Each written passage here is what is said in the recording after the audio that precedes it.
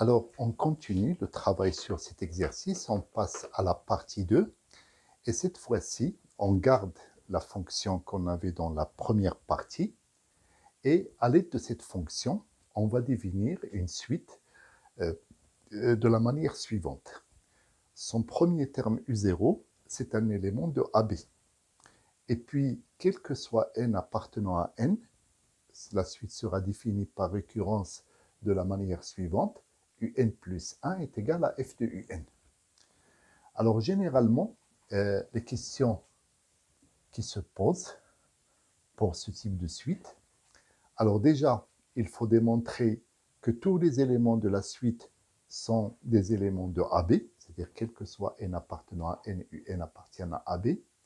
Et puis, il faut démontrer d'abord cette inégalité et cette inégalité, et puis trouver la limite, enfin étudier à partir de ça la convergence de la suite. Alors d'abord, pour démontrer que un appartenant à AB, ben, tout simplement, ça on a déjà fait ce type de choses, il suffit de faire une démonstration par récurrence.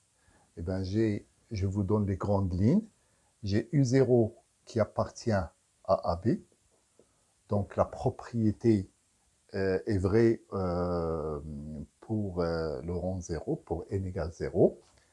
Et puis après, enfin, je vous laisse le soin de le rédiger, on suppose, c'est-à-dire soit n appartenant à n, on suppose que un appartient à AB, et comme f de AB est inclus dans AB, alors f de un appartient aussi à AB. Mais f de un, c'est quoi? C'est un plus 1. Donc, soit un plus 1 appartient à AB. Donc, la propriété, elle est bien initialisée, elle est héréditaire. Donc, voilà, quel que soit n appartenant à n, un appartient à AB. Donc ça, on l'a déjà fait plusieurs fois. Vous avez l'habitude. Je vous laisse le soin de le rédiger. Je peux l'effacer.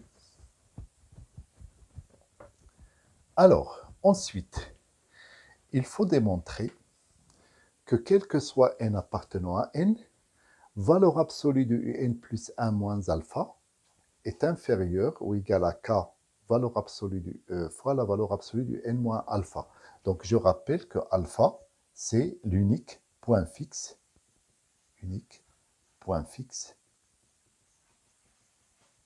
de f sur AB.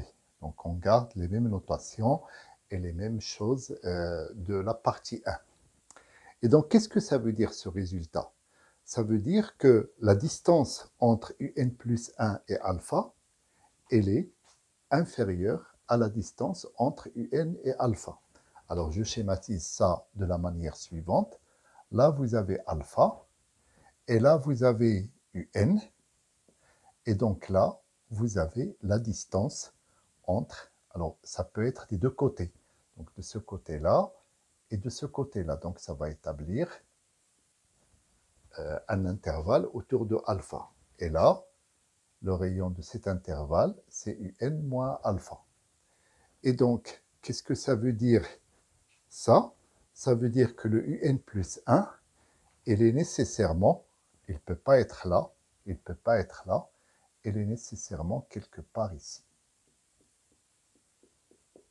Alors, par exemple, je vais dire qu'il est là, un plus 1, et donc, il sera plus proche de alpha que un. Et ça représente la distance un plus 1 moins alpha. Alors, il peut être de ce côté-là, comme il peut être de ce côté-là. Et puis après, ce qu'il faut comprendre, c'est que après, un plus 2 sera encore plus proche de alpha, un plus 3 sera encore plus proche que alpha que un plus 2, et ainsi de suite. Donc on commence déjà à sentir que la suite va converger vers alpha. Mais ça, il faut le démontrer. Alors, comment on démontre ça? Eh bien, tout simplement, je sais que un plus 1, c'est f de un, que alpha, c'est f de alpha. Et un et alpha sont des éléments de AB. Donc, un appartient à AB et alpha appartient à AB. Donc, d'après le résultat de la question précédente, enfin de la partie 1, eh bien, j'aurai valeur absolue de f de un moins f de alpha est inférieur ou égal à k fois valeur absolue de un moins alpha. Soit f de un, c'est un plus 1, et f de alpha, c'est alpha, inférieur ou égal à k fois un moins alpha. Donc, on a bien démontré la propriété. Voilà, plutôt, ou bien l'inégalité.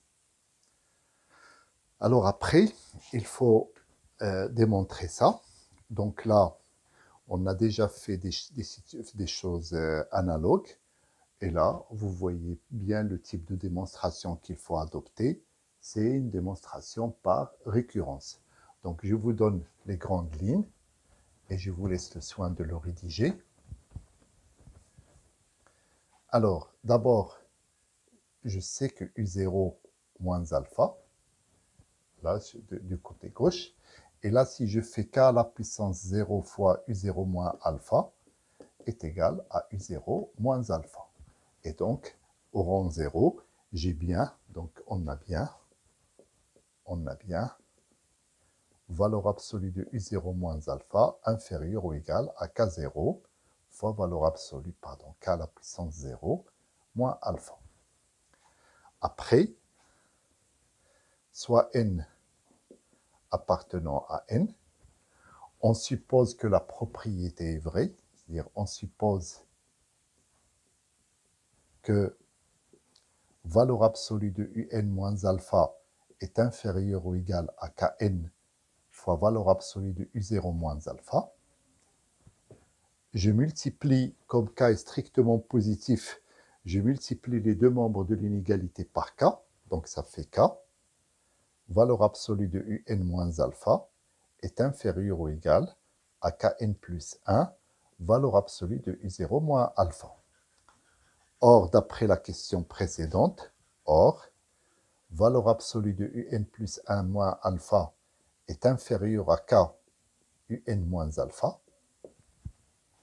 Et donc, par transitivité de l'inégalité, donc, valeur absolue de Un plus 1 moins alpha est inférieure à Kn plus 1 U0 moins alpha. Et donc, la propriété est vraie au rang N plus 1. Donc, comme il est initialisé, héréditaire, alors il est vrai pour tout entier N. Voilà.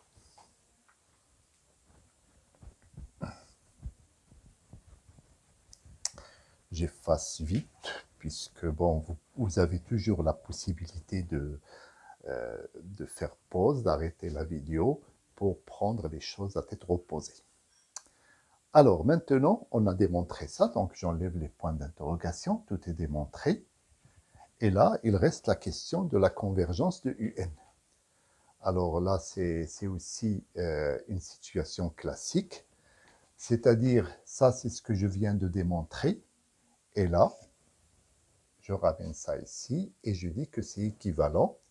Alors, UN moins alpha est compris entre Kn, valeur absolue de U0 moins alpha, et puis moins K à la puissance N, valeur absolue de U0 moins alpha. Et donc ça, c'est encore équivalent. Donc j'ajoute alpha des trois côtés, et j'obtiens un encadrement de UN. Donc K à la puissance N, valeur absolue de U0 moins alpha, plus alpha, et puis alpha moins K à la puissance N, valeur absolue de U0 moins alpha. Et là, comme j'ai un encadrement de UN, je vais essayer de chercher la limite de cette expression lorsque n tend vers plus l'infini, et de cette expression lorsque n tend vers plus l'infini. Or, k appartient à 0, 1. Donc, la limite, lorsque n tend vers plus l'infini, de alpha moins k à la puissance n, valeur absolue de u0 moins alpha, est égale à alpha, puisque là, ça tend vers 0. Et puis la limite, lorsque n tend vers plus l'infini, de alpha plus k à la puissance n, valeur absolue de u0 moins alpha, est égale aussi à alpha. Et donc, avec le théorème d'encadrement,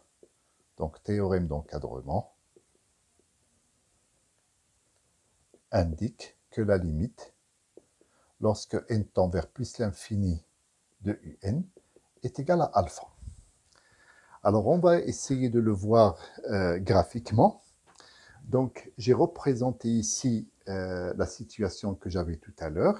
J'ai A, B, et là, j'ai aussi A et B. Et donc, la courbe représentative de F, elle est nécessairement à l'intérieur de ce carré. Alors, donc ça, c'est pour traduire f de AB est inclus dans AB. Alors, je trace bien sûr la droite d'équation y égale x. Et je rappelle que le coefficient directeur de cette droite, c'est 1. Alors, la contrainte que j'ai ajoutée à cette représentation graphique, c'est que quel que soit x appartenant à AB, valeur absolue de f' de x est inférieure ou égale à k, qui est strictement inférieur à 1. Alors, comment ça se traduit ça se traduit par le fait que sur notre courbe, eh bien, tout simplement, vous prenez n'importe quel point et vous prenez la tangente en ce point. Par exemple, je prends ce point-là, je prends la tangente, eh bien, le coefficient directeur de la tangente, il est inférieur strictement à 1. C'est-à-dire, je ne pourrais pas avoir une tangente qui est comme ça. Puisque là, vous voyez, là, c'est y égale x. Une droite dont le coefficient directeur est égal à 1. Et donc, quand je vais parcourir la courbe, vous voyez que tout le temps, la tangente, il est situé en dessous de cette droite-là. Donc là, hop, comme ça, comme ça, comme ça, comme ça, ça ne sera jamais supérieur à 1. Voilà, donc là, c'est pour traduire cette information-là. Et là, je prends U0 sur AB, donc je prends par exemple U0 ici. Et je dois calculer U1.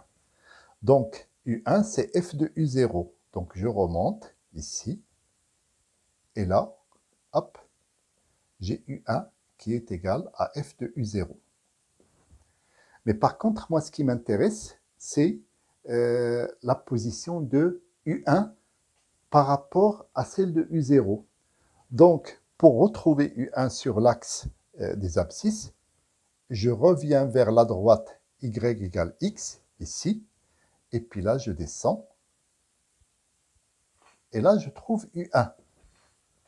Alors, j'ai oublié de vous dire quelque chose, c'est que quand j'ai tracé la courbe représentative des f et que j'ai la droite d'équation y égale x, ici, j'ai alpha.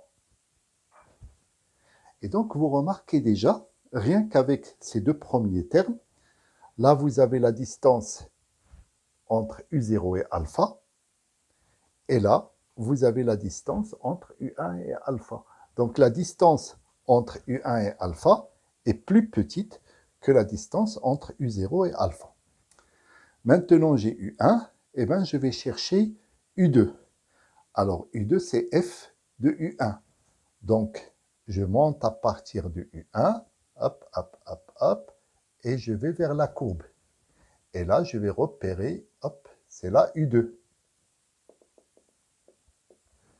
Et si je veux retrouver la position de U2 sur la droite des abscisses, eh bien, je dois prolonger cette ligne jusqu'à la droite y égale x.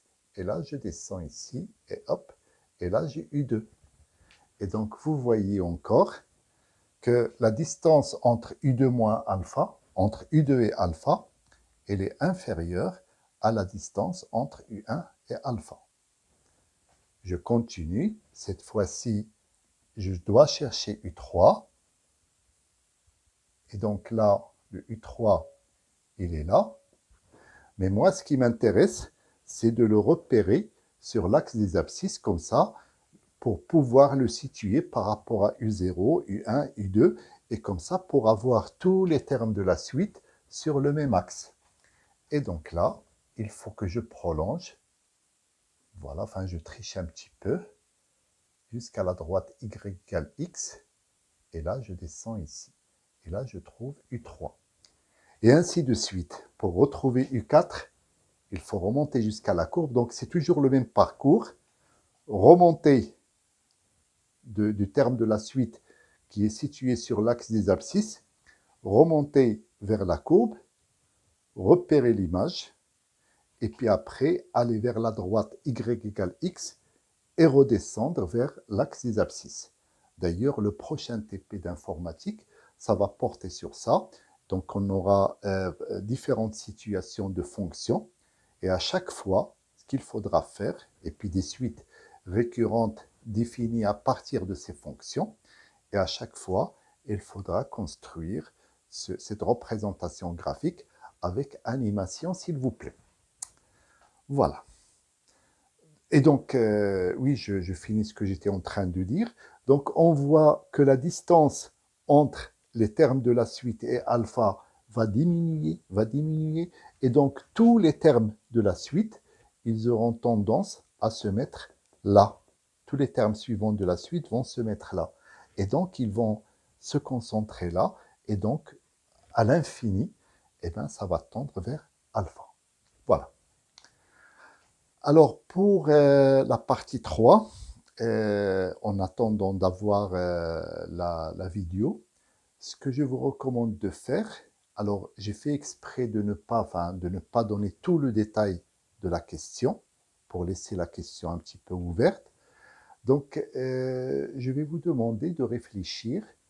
J'ai donné la suite, j'ai donné la fonction, mais par contre, je n'ai pas donné l'intervalle AB. Et donc, ça sera à vous de proposer un intervalle AB, et puis pour lequel ces conditions, enfin les conditions de la partie 1 seront vérifiées, et puis appliquer l'étude, appliquer tout ça à la suite que je vous ai donnée. Bon, donc à tout de suite.